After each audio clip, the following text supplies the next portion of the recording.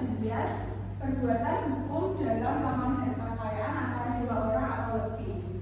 Yang selanjutnya adalah kontrak atau perjanjian tertulis, objek perikatan atau juga prestasi yang kewajiban debitur itu untuk melaksanakan apa yang telah diperjanjikan.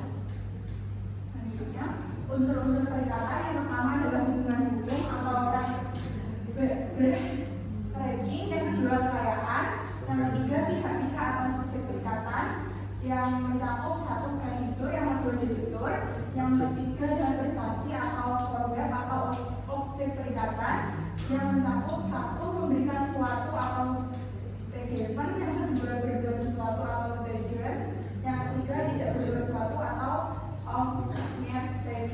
Selanjutnya, perbedaan antara perikatan dan perjanjian. Perbedaan yang pertama, hubungan hukum. Kalau di perjanjian itu perbuatan hukum, kemudian pada perikatan itu bersifat abstrak, ada perjanjian bersifat konkret. Kemudian perikatan itu belum tentu perjanjian, dan perjanjian itu sudah pasti perikatan. Selanjutnya, sumber perikatan pada pasal 1233 BW, kemudian perjanjian pada 1313 BW, kemudian dalam undang-undang 1352 BW, selanjutnya perbuatan manusia 1353 BW, kemudian hanya di undang-undang itu 104, 321, 625 BW, kemudian yang sesuai hukum itu 1354, 1359 BW, yang terakhir perbuatan melawan hukum 1355 BW. Ada peraturan perikatan hukum perikatan. Yang pertama buku 3 KUHP pada pasal 123 sampai 1864. Selanjutnya perkata pada ujungnya pada pasal 1233 sampai 1312. Kemudian perikatan yang bersumber dari perjanjian pada pasal 1313 sampai 1351. Selanjutnya perikatan yang bersumber dari undang-undang pada pasal 1352 sampai 1380.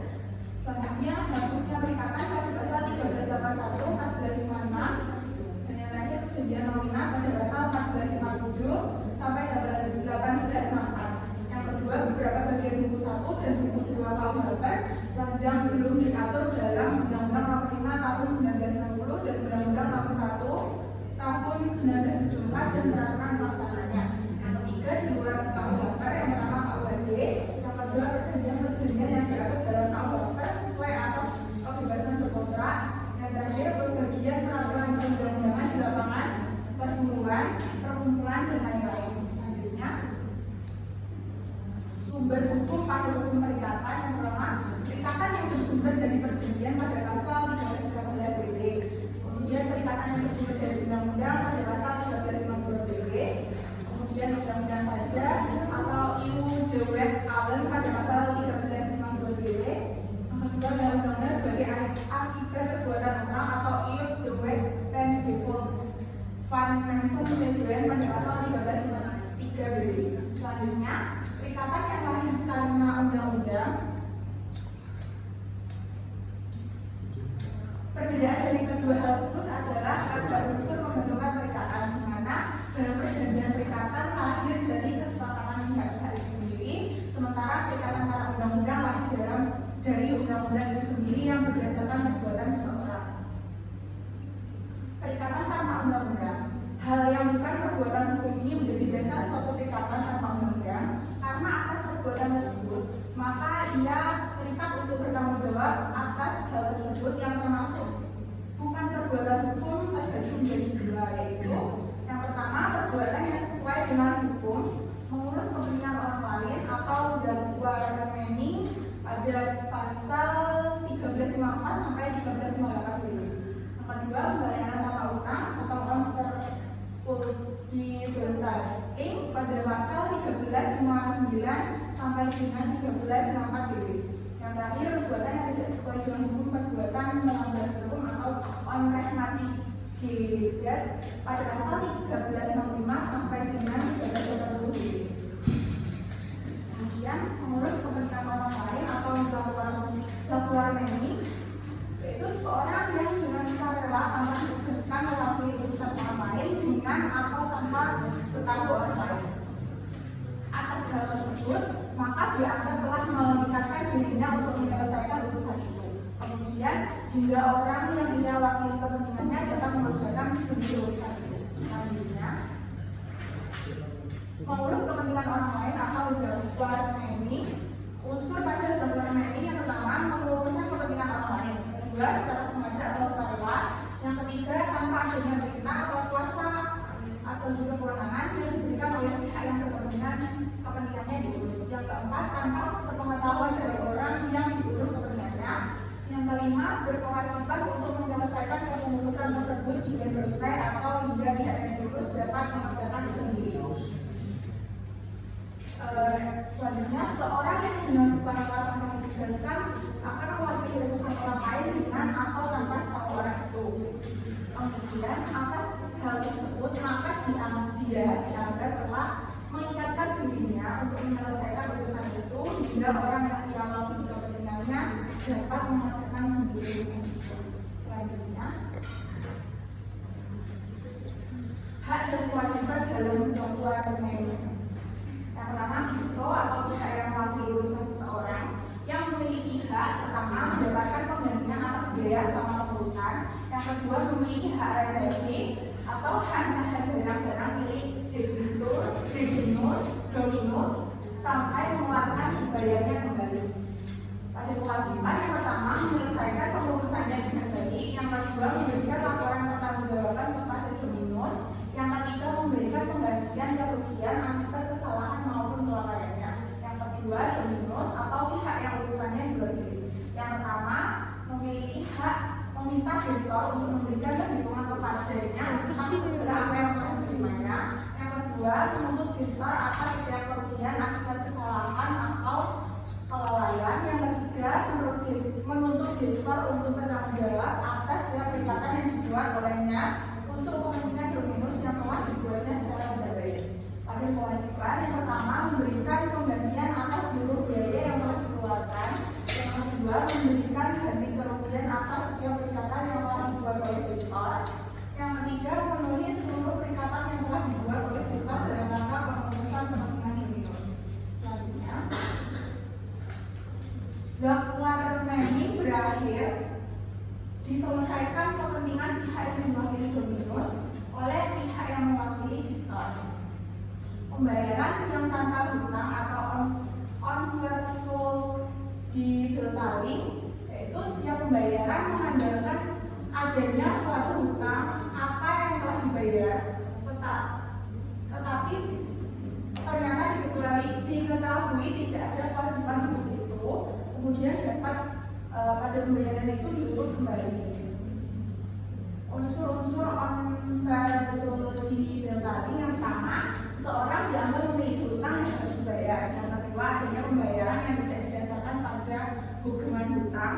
Yang ketiga, pembayaran tersebut bisa dituntut agar dikembalikan. Yang keempat, pembayaran yang dilakukan dengan sukarela maka tidak bisa dituntut pengembalian. Selanjutnya, yang pertama, pembayaran yang dilakukan bukan dengan sukarela, melainkan dengan anggapan adanya kewajiban pembayaran tersebut. Yang kedua, ketika diketahui ternyata kewajiban tersebut tidak ada pembayaran, lalu penerima pembayaran tersebut wajib mengembalikan pembayaran yang sudah diterimanya. Yang ketiga, hal ini dikarenakan pihak yang menerima pembayaran tersebut akan dianggap khilaf dan tidak memiliki hak atas pembayaran tersebut. Yang selanjutnya, pertama, pembayaran yang dimaksud bukan hanya diartikan sebagai penyerahan uang, namun juga penyerahan benda sebagai pemenuhan perikatan.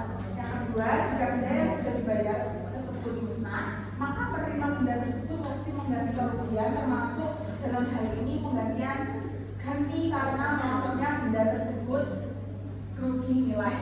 Yang ketiga, pihak yang mengembalikan penerimaan benda tersebut juga berkewajiban mengeluarkan segala biaya atas pengembalian tersebut pada keselamatan benda. Selanjutnya, perikatan tanda on-virtual di Beltali muncul ketika seseorang yang menerima salah pembayaran tersebut secara otomatis terikat untuk mengembalikan pembayaran tersebut. Lanjut, pada hari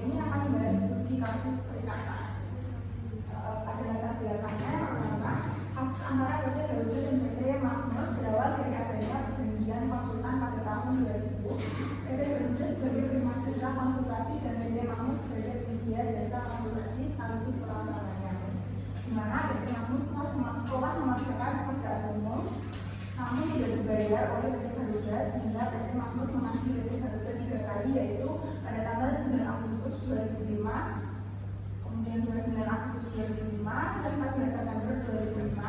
Tiga tagihan tersebut tidak dipenuhi oleh PT Garuda sampai pada akhirnya PT Magnus menempuh jalan dengan pengajuan pilot pada pengadilan niaga dan Mahkamah Agung. Meskipun pada akhirnya PT Magnus mendapat penolakan alternatif dalam kasus ini adalah keberadaan utang pada PT Garuda yang dipermasalahkan oleh PT Magnus. Utang tersebut adalah tagihan sebesar 794,939 USD. Pembuktian adanya utang yang diklaim oleh PT Magnus sangat penting sehingga PT Magnus mempunyai dasar yang pas untuk menagih dana. Selanjutnya ada analisisnya. Pertama, PT Magnus mengajukan gugatan pilot terhadap PT Garuda. Prosedurnya melibatkan sidang di pengadilan niaga Jakarta Pusat untuk menentukan status pilot PT Garuda. Yang kedua, tindakan PT Garuda untuk mengakhiri perjanjian secara sepihak dianggap melanggar hukum karena tidak memenuhi ketentuan dan mengharuskan pembatalan dilakukan melalui pengadilan seperti pada pasal 12 Undang-Undang BUMN. Terakhir, dalam konteks utang piutang, jika debitur PT Garuda atau PT Garuda tidak dapat memenuhi kewajibannya, maka kreditur atau PT Magnus memiliki hak untuk menempuh jalur hukum untuk mendapatkan pemenuhan prestasi tersebut. Proses hukum dapat melibatkan penyiptaan aset debitur, kemudian penjualan aset tersebut, atau langkah hukumannya yang sesuai dengan ketentuan yang berlaku. Selanjutnya, pada putusan pengadilan, hasil akhir dari gugatan pilot menunjukkan bahwa pengadilan menolak permohonan pilot tersebut. Hal ini menunjukkan bahwa keberadaan hutang harus diakui dan dipenuhi sesuai dengan ketentuan hukum yang berlaku. PT Garuda masih wajib membayar hutang kepada PT Magnus. Ada kesimpulan dari studi kasus ini, yaitu kasus hutang antara PT Garuda dan PT Magnus menunjukkan betapa pentingnya memahami dan memiliki kedekatan yang lahir dari undang-undang, kemudian kelalaian dalam memenuhi